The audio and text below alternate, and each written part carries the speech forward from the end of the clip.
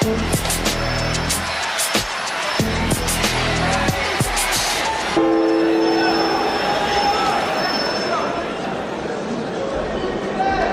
a coutume de dire que la boxe thaï est un sport de guerrier, mais là, vraiment, on a l'illustration parfaite. On a les deux plus grands guerriers, parmi les deux plus grands guerriers au monde sur le ring, en la présence de Ramon Dekers, que vous connaissez si vous avez suivi Kickboxing Anthology volume 1. On l'avait vu face à Joël César s'imposer de façon impressionnante.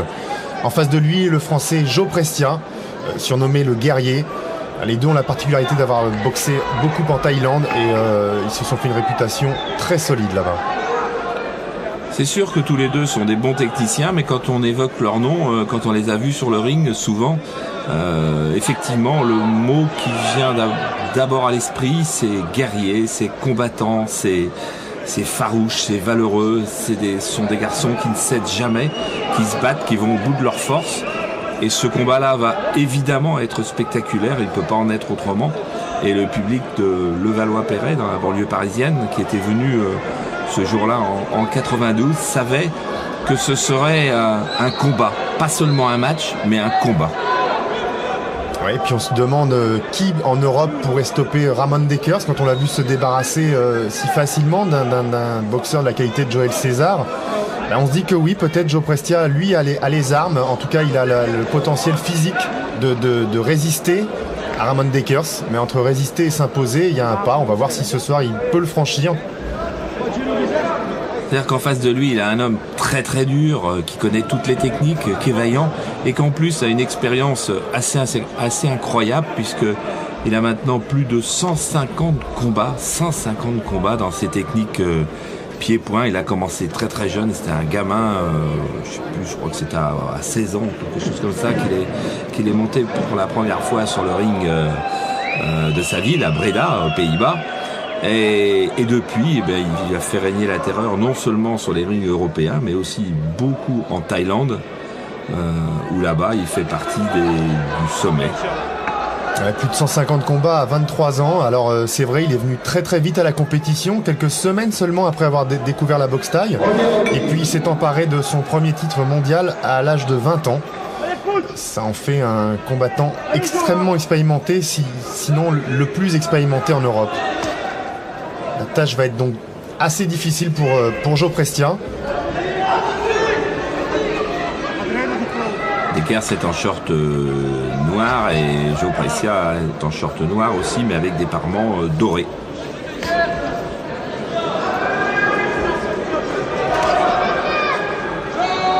Prestia, les grands rendez-vous, il en a lui aussi l'habitude. Il en a eu face à Samsung, c'était en 90. Il a pris le titre par KO. C'était à Paris. Et puis après, il y a eu la revanche. Là, il a cédé au point. Ça s'est passé dans sa ville, à Valenciennes, puisqu'il habite Valenciennes depuis l'âge de 10 ans. Tout en étant né en Sicile, parce qu'il a fait un long voyage du sud au nord. Je ne sais pas si ça l'a endurci, mais en tous les cas, il a le cœur et les valeurs morales des nordistes, des combattants nordistes qu'on rencontre souvent en boxe anglaise ou dans beaucoup de sports.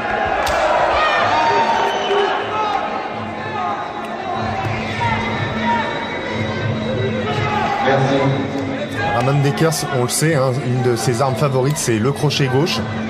Il va donc falloir extrêmement se méfier de son côté droit. C'est ce que fait Prestia d'ailleurs. Il est prudent, il est bien organisé, il a les mains hautes. Il lance ses pieds avec modération, sans prendre trop de risques, sans s'exposer.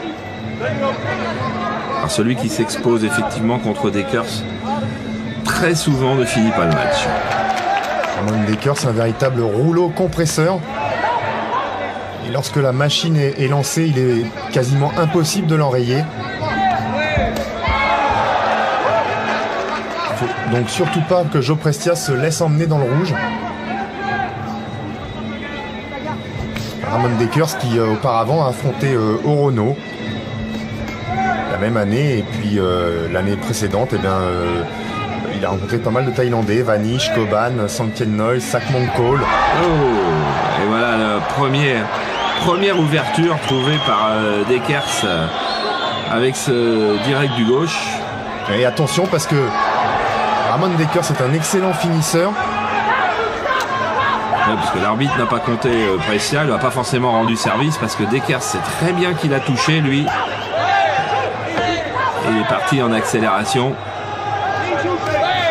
Mais Brescia ne s'en laisse pas compter, lui aussi a décidé apparemment de durcir le combat.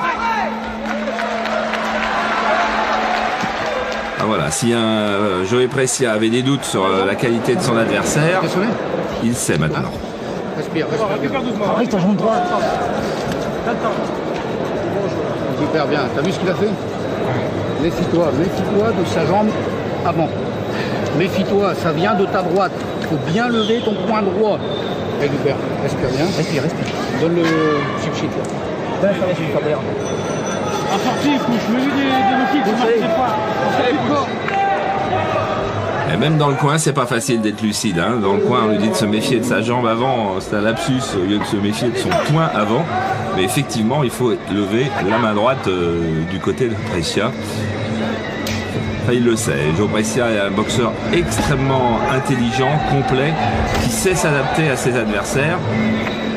Il a vu où était le danger.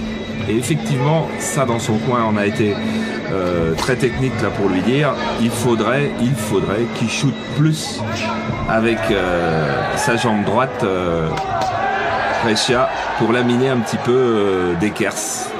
Oh, il y a l'épreuve d'intimidation. Ouais, mais vous voyez, Ramon Dekers change de garde aussi. Il se met parfois en gaucher.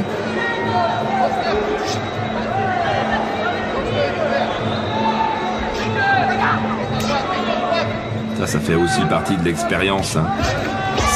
150 combats, on n'est pas forcément plus à l'aise en gaucher qu'en droitier ou en droitier qu'en gaucher quand on veut changer de garde. En revanche, l'adversaire, ça lui pose toujours un petit problème technique, un petit problème mental.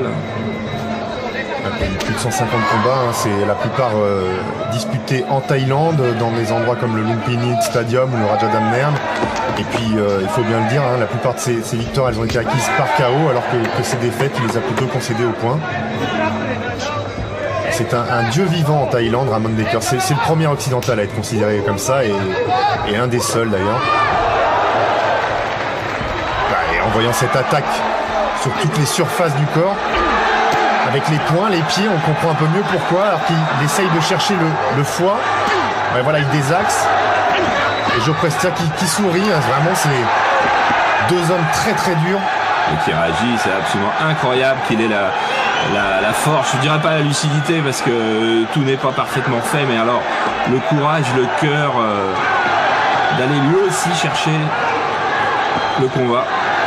Et d'aller lui aussi chercher le foie. Des low kicks en bas aussi qui peuvent perturber Dekers. Cette boxe-là, il la connaît, Dekers. Cette boxe-là, tête contre tête, point, il la connaît, il ne sera pas battu là-dessus. En revanche, si au milieu de tout ça, il y a des coups de pied dans les jambes, il n'aura peut-être pas la même vigueur ensuite. Et puis c'est peut-être un moyen aussi pour Joe Brescia de le faire douter, parce que c'est vrai que beaucoup seraient déjà tombés après avoir subi l'attaque que Ramon Dekers a déployée tout à l'heure. Joe Brescia, il est encore là pour la réplique, et puis il fait même un peu plus que répliquer.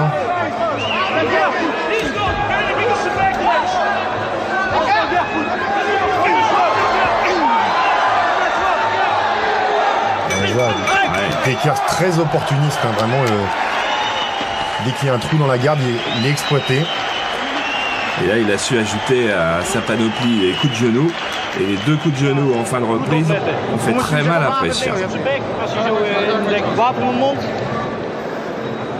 Oké, rustig ademhalen. Ik heb ijs, kom op zijn hoofd, gaat op zijn hoofd. Maak na je serie een trap, hè. Na je serie een trap. Je moet je benen ijzeren. Benen ijzeren. Nee. Perfect. Even een beetje leuk. Spelen, man. Hey, Pik. Gaat ie? Water in de mond. Au coin de Ramon Dekers, on a vu entre autres Orlando Witt, mais c'est surtout Cor Emmers, qui est son beau-père, puisqu'il a épousé sa mère, la mère de Ramon Dekers. Voilà. C'est lui qui l'entraîne depuis ses débuts à Breda.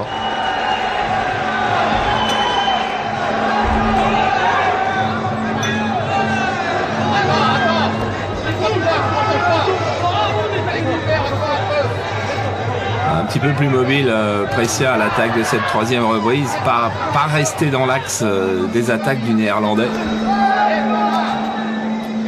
On voit que déjà la jambe gauche de Dekers, ça fait beaucoup de dégâts. Le flanc droit de Brescia est rougi, que ce soit les côtes ou le bras. Alors le bras, évidemment, au bout d'un moment, il va être difficile de le lever et de maintenir sa garde.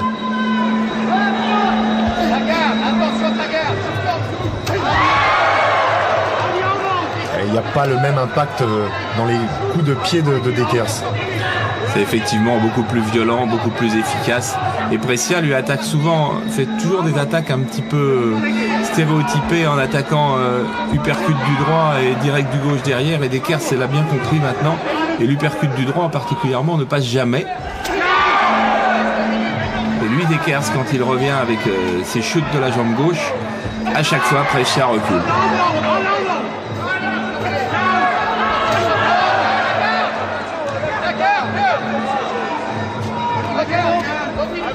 Je vous rappelle qu'on est en boxe taille, cette fois c'est 5 reprises de 3 minutes, les coups de genoux sont autorisés, les saisies, les projections et puis évidemment les coups de pied dans les jambes.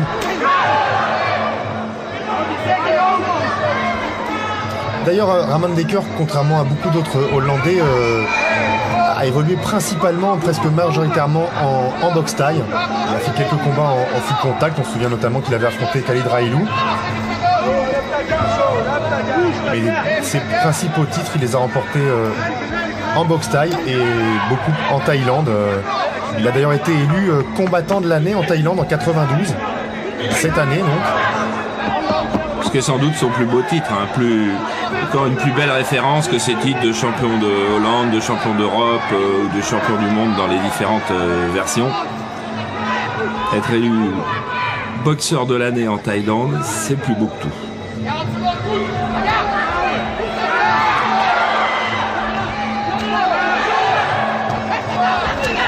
est en train de durcir maintenant, il monte en niveau. Il faut que Joe Prestia résiste.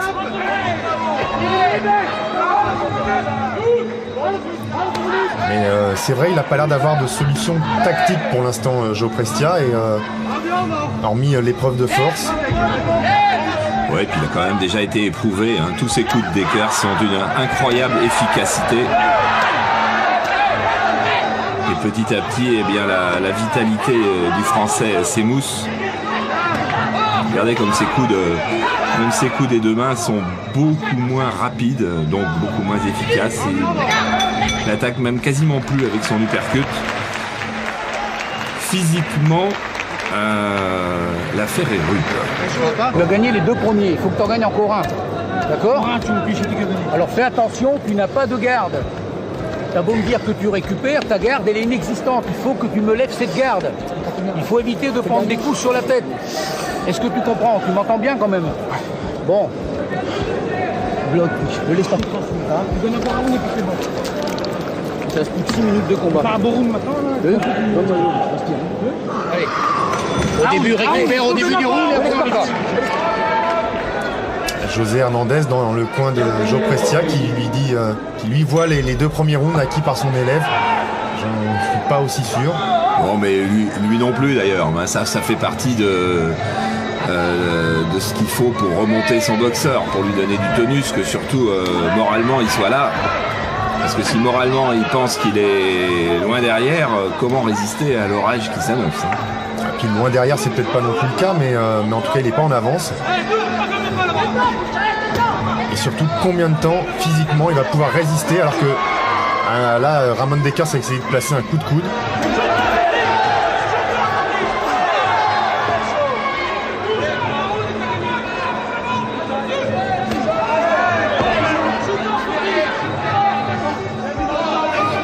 Joe Prestia, il reste peut-être un petit peu trop en face de Ramon Dekers. Ah, mais il a de moins en moins de jambes, hein, de moins en moins de solutions pour bouger, pour trouver les ouvertures. Et en plus, cette garde de Dekers, c'est vraiment un modèle. Cette garde des deux mains qui est à peu près placée toujours au départ dans la même ligne. C'est-à-dire qu'il a très très peu de chemin à faire pour monter les mains si l'attaque est en haut ou pour baisser les mains si l'attaque est en bas. Et en plus, chose sur laquelle il faut avoir beaucoup d'expérience, ses mains ne gênent quasiment jamais son regard. C'est-à-dire que ses yeux voient tout à fait et les deux mains et les deux pieds de son adversaire. Alors que quand on a une garde trop haute, par exemple, eh bien, quelquefois on se cache soi-même son adversaire. Ouais, puis comme vous disiez tout à l'heure, Charles, effectivement, la solution aurait peut-être des low kicks, il n'en fournit pas assez, Joe Prestia. C'est vrai que ce serait peut-être un moyen de commencer à fatiguer le Hollandais, à lui faire baisser cette garde. Pour l'instant, il est loin d'être fatigué. Ramon Dekers, il est même capable de faire des accélérations comme ça dès qu'il coince Joe Prestia dans l'angle du ring. Il ne faut pas oublier que c'est Ramon Dekers le champion, donc c'est à Prestia en quelque sorte de faire le match et de venir chercher ce titre. Pour l'instant, Dekers, lui, il occupe le centre du ring en patron.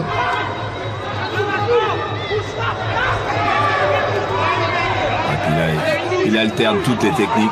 Quand il trouve une ouverture, automatiquement il exploite, que ce soit par un coup de genou, que ce soit par un coup de pied, que ce soit avec ses poings. Et là, il en est même au point de narguer Joe Prestia. Vraiment, mentalement, il est très très fort, ce Hollandais. On sent la force de percussion dans chacun de ses coups, la détermination, la rage qu'il y met.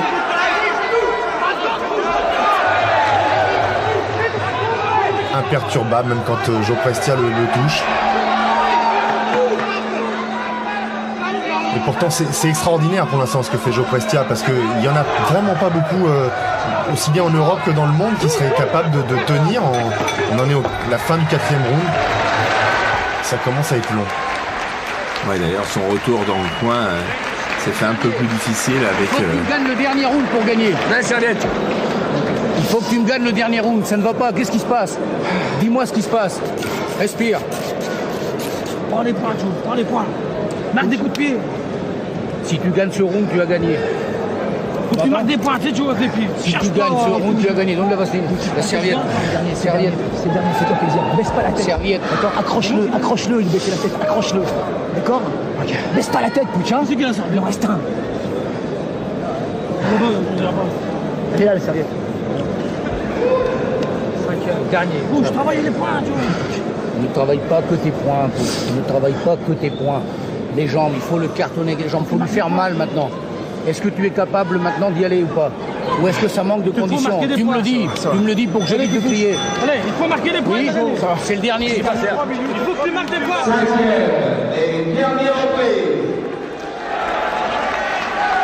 Il a raison, José Hernandez, on est loin de s'acheminer vers un KO pour Joe Prestia, donc s'il veut l'emporter au point, il va falloir qu'il donne un peu plus de coups de pied. On le sait, au pointage, les coups de pied valent beaucoup plus que les coups de poing.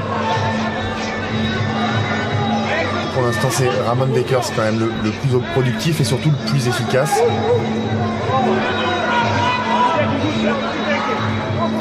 Ouais, je crois que déjà Joe Prestia fait la limite devant le Ramon Dekers que l'on voit aujourd'hui, qui est un grand Ramon Dekers, parce qu'il ne faut pas se tromper aussi, on n'est pas toujours à son top, mais Dekers, il est au top. Hein. Aujourd'hui, il fait tout très bien. Déjà, tenir la limite va être un bon résultat. C'est vrai qu'on peut toujours espérer un retournement de situation, mais pour le moment, le dominateur, c'est Dekers. On aimerait, parce que c'est vrai, même si on apprécie énormément Ramon Dekers, bah c'est quand même un Français de plus qui va échouer si la solution n'arrive pas avant la fin de ce round.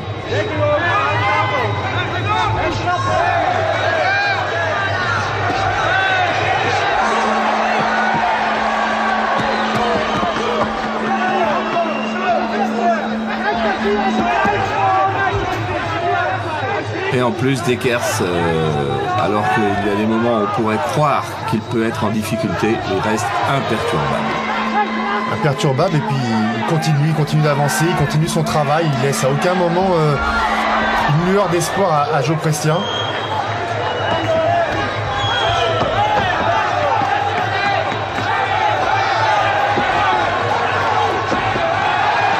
Garcia qui continue sur le même schéma tactique hein, depuis le début de la rencontre. Il n'a pas changé. C'est aussi son tempérament. Hein. Joe Prestia, il est vraiment connu, il est reconnu, réputé pour ça. Il a un cœur énorme, aussi bien dans la vie que sur le ring. Mais ça ne risque de ne pas être suffisant. Imperturbable, Ramon Baker là sur les coups. Ouais, mais il fait un beau dernier round quand même, Prestia. Il fait un très très beau dernier round, peut-être même le meilleur des 5, parce que là il trouve un petit peu d'ouverture. Il y a aussi Dekers qui sait que sans doute il n'y a plus assez de punch en face pour être mis en difficulté.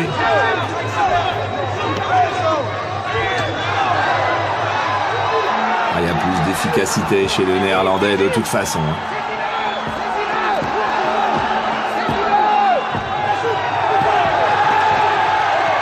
Ouais, c'est vraiment à toi, à moi.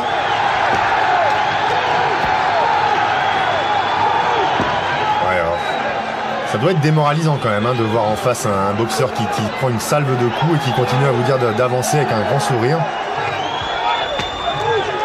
Attention là au coup de genou. Il est un peu penché, il baisse la tête Joe Prestia, il faut qu'il fasse attention à ne pas se faire contrer en coup de genou. Ouais, mais c'est fantastique quand même que dans ces 3 dernières minutes il ait trouvé autant de ressources pour venir gagner cette dernière reprise de toute façon et mettre un petit peu Dekers en difficulté et montrer aussi l'immensité de son talent. Il méritait bien d'affronter Ramon Dekers parce que c'est un honneur d'affronter Ramon Dekers. Il méritera même peut-être une revanche. On va attendre évidemment la décision. Il peut y avoir une surprise, mais a priori c'est une ceinture qui va repartir en Hollande. En étant des super champions, les Kamel, les mauvaises décisions, elles interviennent de temps en temps avec des mauvais boxeurs. Mais quand il y a un très grand champion, il y a rarement de mauvaises décisions contre lui. Et Ramon Dekers, c'est un très grand champion. Il a assez indiscutablement gagné ce match-là. Et donc, les juges vont, je pense, lui donner la victoire. Surtout qu'on est en France où l'esprit sportif est particulièrement respecté et dans les sports de combat tout particulièrement. C'est vraiment un beau champion. Il est enfin un petit peu dépeigné, mais c'est à la fin du combat qu'il est dépeigné. Et puis ça, c'est une belle image. Vraiment, ça a été un combat très disputé, en même temps très propre. Pas d'intervention de l'arbitre, c'est la boxe taille comme on l'aime. Et puis évidemment, quand ça se termine comme ça, deux boxeurs côte à côte, après s'être livré une guerre, tout sourire. Et là, il retrouve son visage d'enfant, Ramon Dekers. C'est incroyable hein, d'imaginer que c'est ce petit bonhomme là qui a fait une guerre acharnée encore quelques minutes.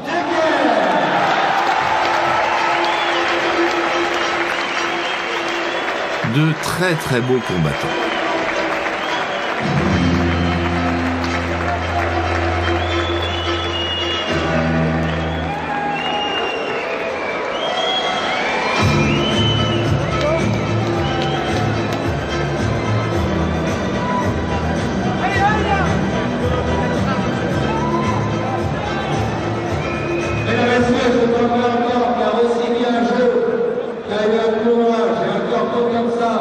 de son vainqueur qui est également un grand champion. Et vu le combat qu'ils nous ont encore produit ce soir,